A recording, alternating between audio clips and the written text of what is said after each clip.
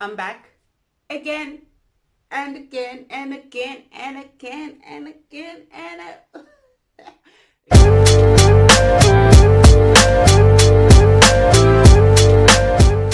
So today I want to tell you a lovely story about something that got me into teaching.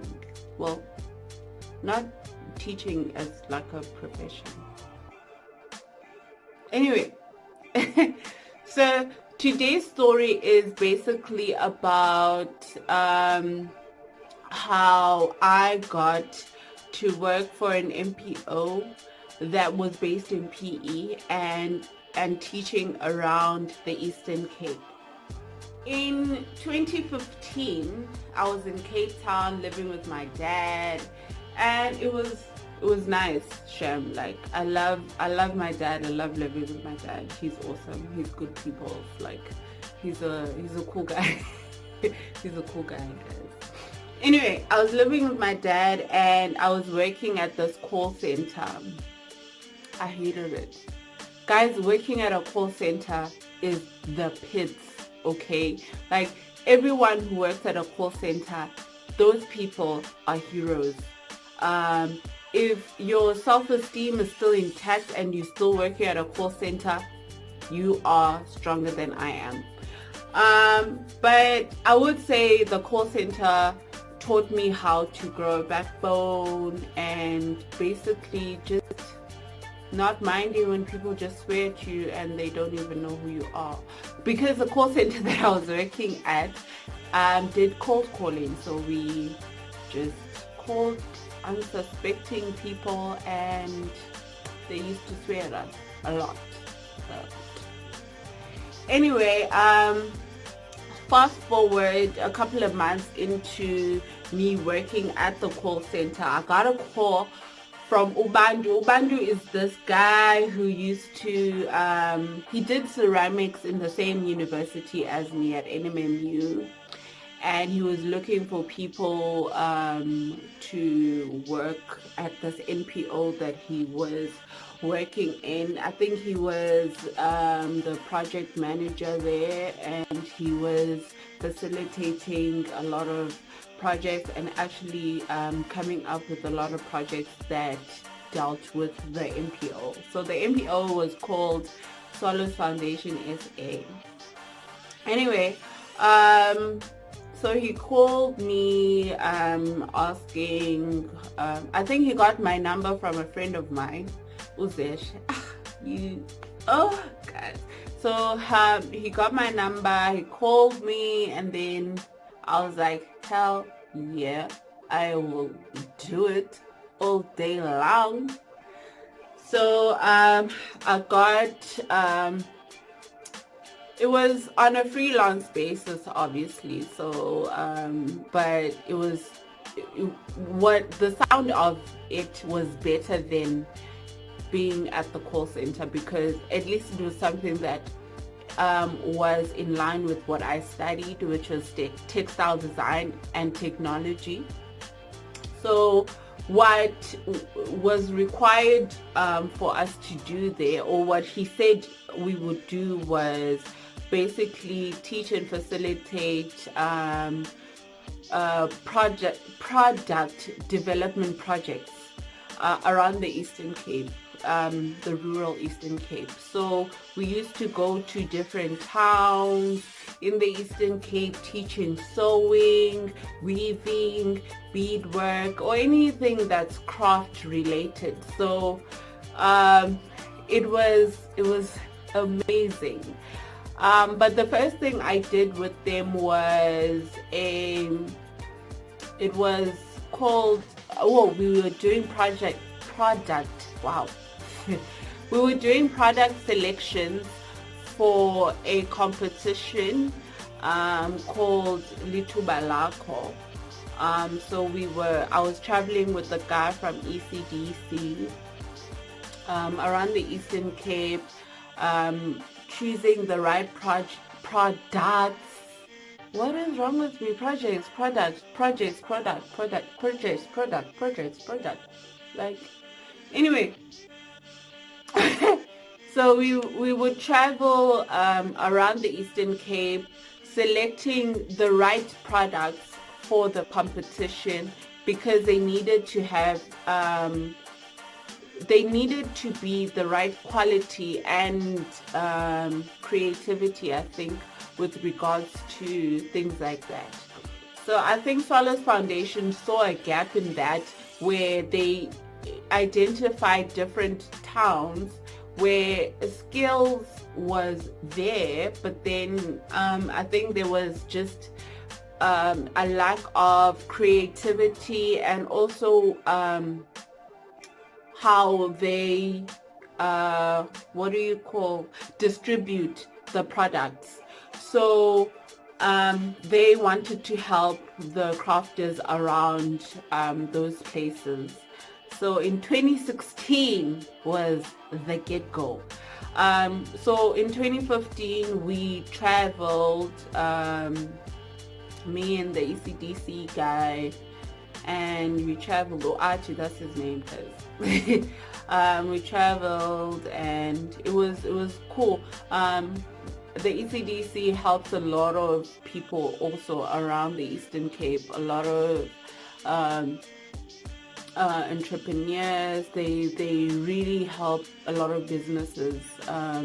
So I mean, anyway, if you want to find out about the ECDC, you can go online and just check what they do. If you are in the Eastern Cape, because it's called the Eastern Cape Development Corporation. I hope I'm right. Anyway, so we in 2016 in Feb, it was a week after my birthday, and I got robbed on my birthday. I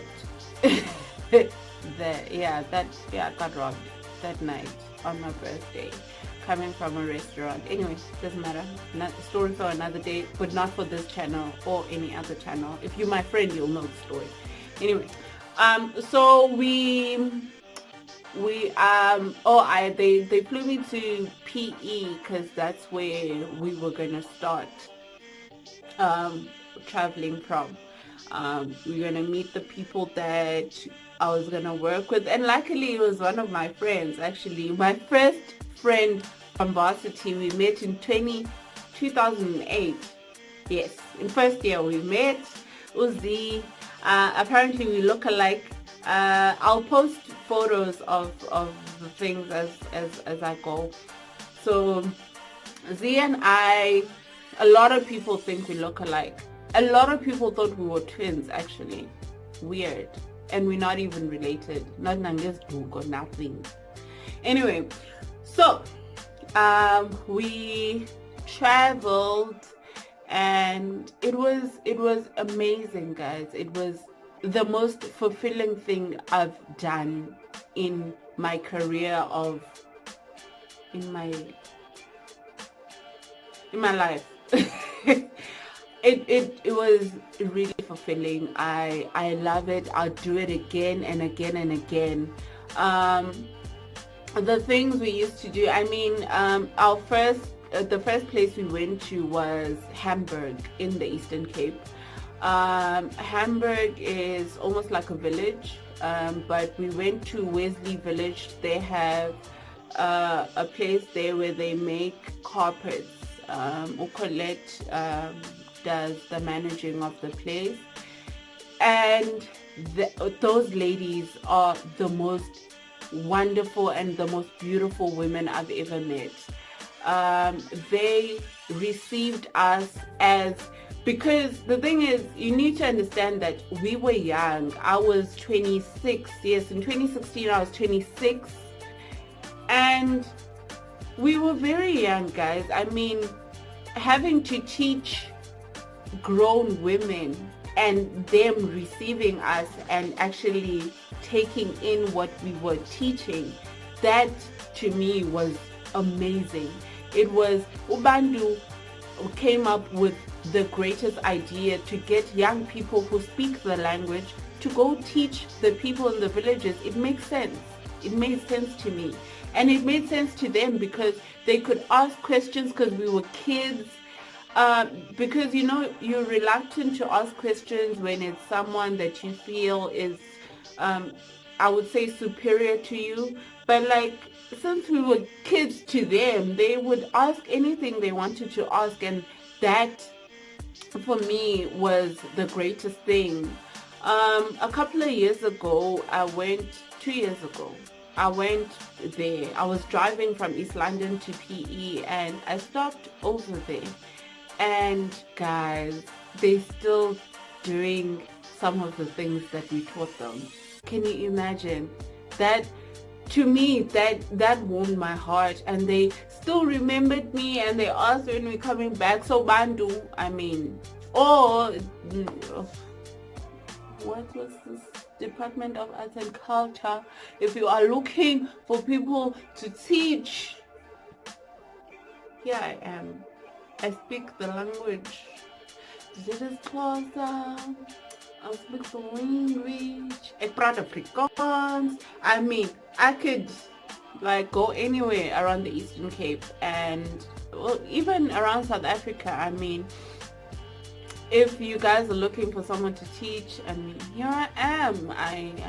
I'm patient. I love teaching people who want to learn. Anyway, so after that we went to, we were doing Wesley Village and a place called Lovers Twist, which is on each side of Hamburg. So Lovers Twist, they had a co-op. What was it called, Ganen? Oh, I forgot. But Marin is managing that, or was managing. I'm not sure if she still is. Marin is managing that co-op there, and they work with recycled material. Guys, do you know when creativity just...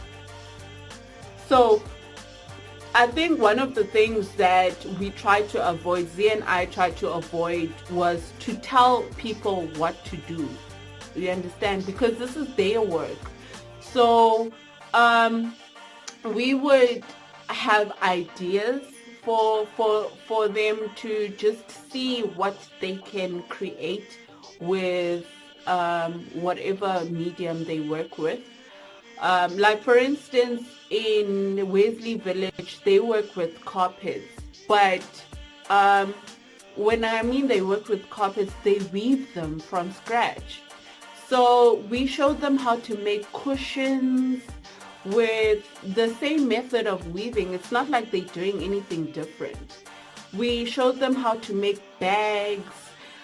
There were some people who did sewing, so we had domestic machines that we brought, and we showed them how to sew, and sew by hand and paint fabric, and basically just to make their skill set a bit broader, so that if they're thinking of or maybe they run out of wool, let's say, or they have limited amount of wool to make a carpet, then they can make a cushion instead of a carpet.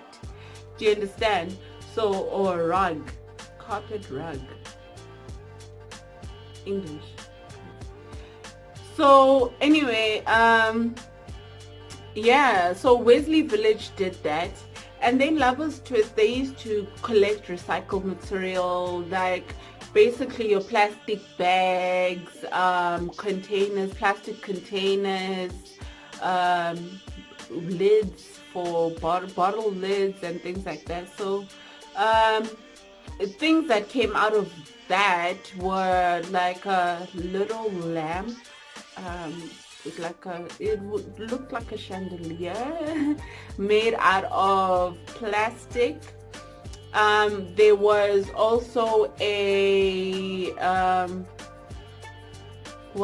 bathroom rug.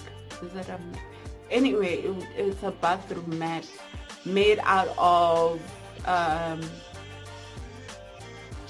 lids, those plastic bottle lids. So they were glued together, and they made this cool thing. Yeah, I'll post the photo now. Like, photo.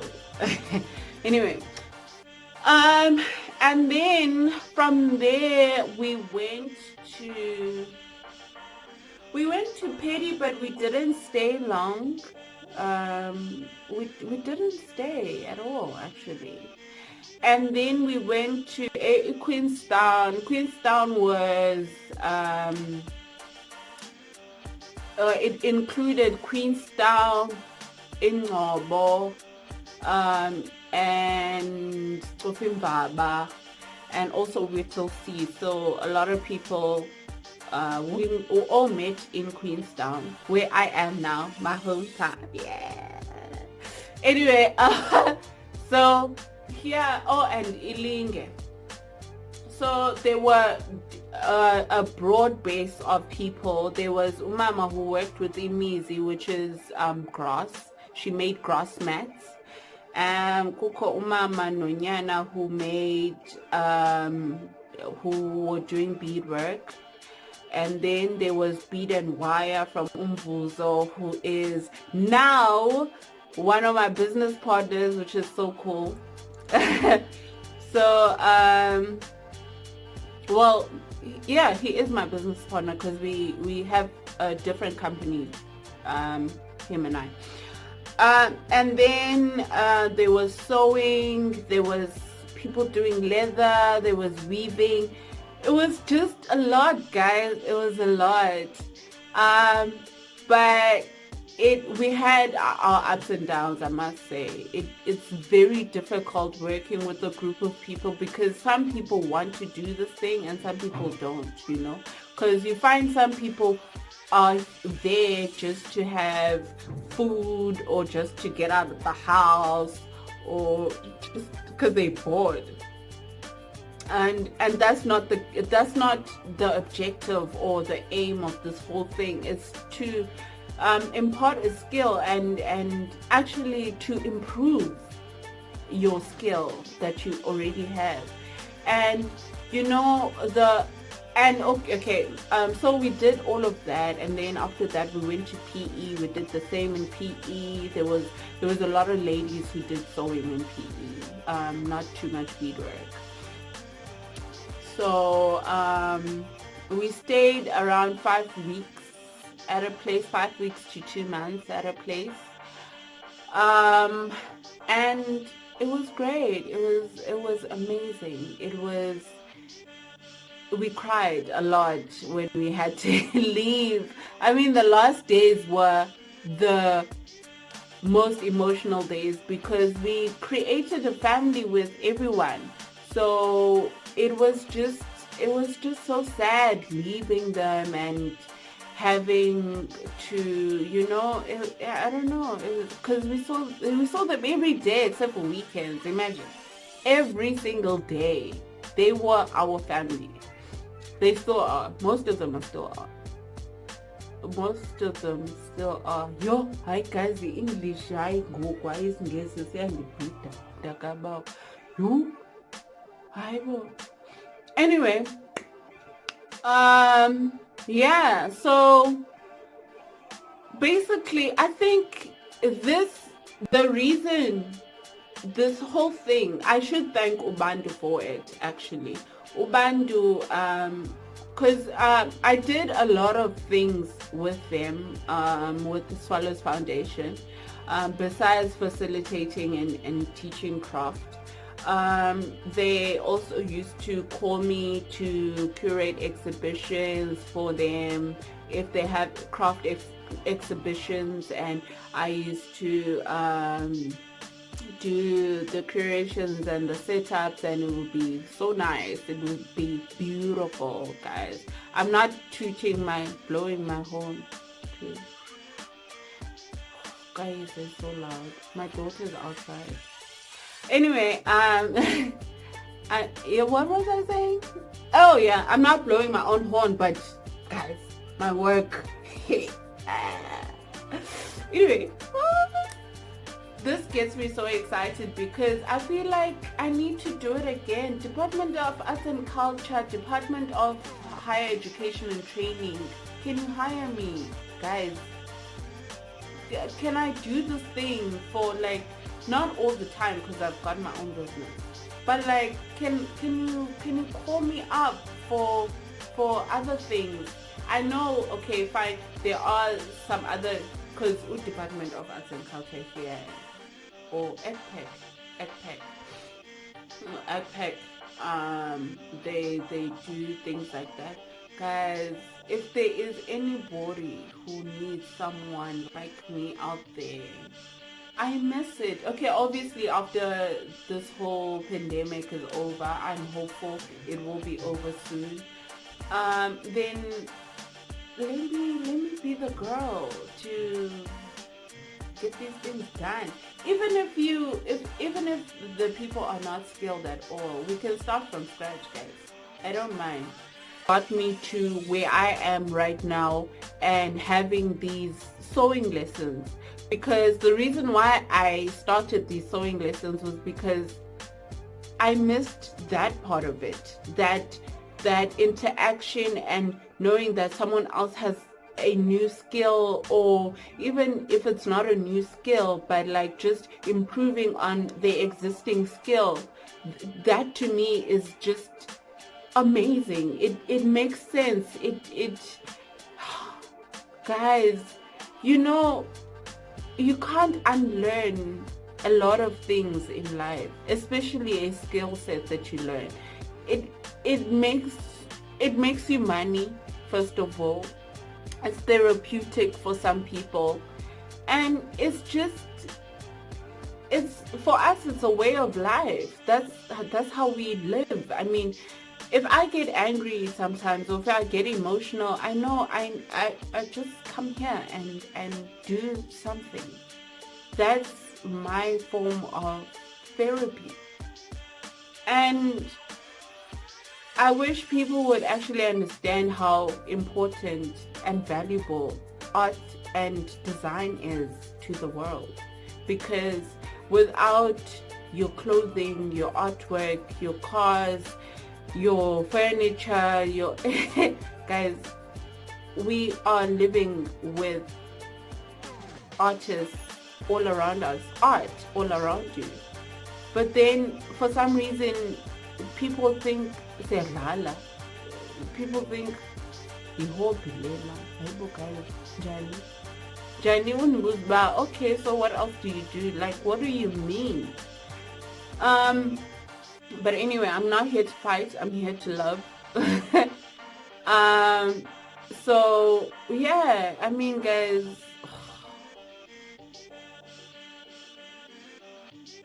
anyway, I was just telling a very nice story. So that is my story. I hope you understood the story. I just digressed so many times, and I did detours, and had so many things that I was saying in the story.